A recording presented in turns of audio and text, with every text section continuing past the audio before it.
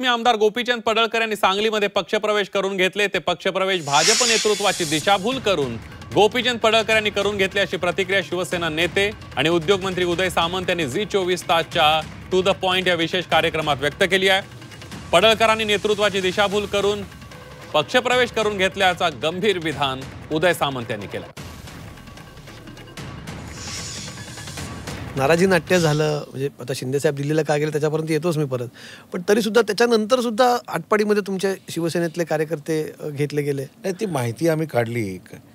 काय होतंय की युबीटीकडनं येणारे कार्यकर्ते आणि आमच्याकडनं जाणारे कार्यकर्ते हे एका पाईपलाईनमध्ये असल्यासारखं दाखवलं जातंय, पण कालचा जो प्रकार झाला तो तिथले जे आमदार आहेत गोपीचंद पडळकर यांनी नेतृत्वाला मिसगाईड करून तो प्रवेश करून घेतला होता। माझं देखील या संदर्भात चर्चा झाली, तर माझी देखील अशा सगळ्या आमदारांना विनंती आहे की आपल्या वागण्यामुळं आपल्या बोलण्यामुळं नेतृत्वामध्ये वाद निर्माण होणार नाही ही दक्षता घेतली गेली पाहिजे। गोपीचंद पडळकरांनी पक्षाला मिसगाईड केलं असं तुम्ही म्हणता? 100% केलं असेल, कारण आमदार म्हणून ते आधी पहिली गोष्ट ते आमदार कुठचे आहेत, जजचे आहेत। ते कुठं कामकाज करतात जास्त, तर आमचे सुहास भैया बाबर जे आहेत जे स्वतःच्या कर्तृत्वावर निवडून आलेले आहेत, युती म्हणून निवडून आलेले आहेत, आणि ती व्यक्ती जर आपण बघितली तर स्वतः कोणाच्या अंगावरती जात नाही आणि त्याचा पिंडच नाही, तर अशा व्यक्तीला ज्यावेळी त्रास होतो त्यावेळी कुठेतरी आमच्यासारखे हर्ट होतात ना, किंवा शिंदेसाहेब हर्ट होतात।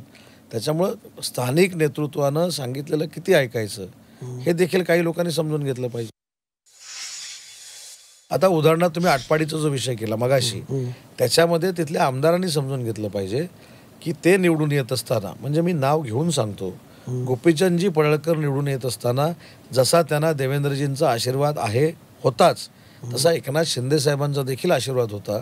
त्याच्यामुळे एकनाथ शिंदे साहेबांच्या पक्षातले कार्यकर्ते फोडून प्रदेशाध्यक्षांकडनं प्रवेश करून घेत असताना त्यांना कुठेतरी वाईट वाटलं पाहिजे की आपण ज्या नेत्यानं आपल्याला मदत केली, ज्या नेत्यानं आपल्याला आशीर्वाद दिलाय, तो पक्ष डॅमेज करतो, ही भावना त्यांच्यामध्ये असली पाहिजे। तक्रार कराल तुम्ही याची किंवा केली आहे फडणवीसांकडे? तक्रारीचा प्रश्न हे आखो देखा आलाय ना, पण तुम्ही ही पक्षाच्या निदर्शनास आणून द्यावं लागेल ना तुम्हाला? सांगितलं ना, हेच आम्ही सांगितलं त्यांना। काय म्हणाले फडणवीस त्याच्यावर?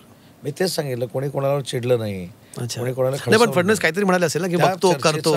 त्या चर्चेचा खेळीमेळीनं अंत असा झाला की भाजपानं शिवसेनेचे घ्यायचे नाहीत पदाधिकारी किंवा माजी लोकप्रतिनिधी, आणि शिवसेनेनं भाजपाचे घ्यायचे नाही। म्हणजे आता आपण ठामपणे म्हणू शकतो का की इथून पुढे भाजपमध्ये शिवसेनेचे कार्यकर्ते नेते जाणार नाहीत किंवा घेतले जाणार नाहीत?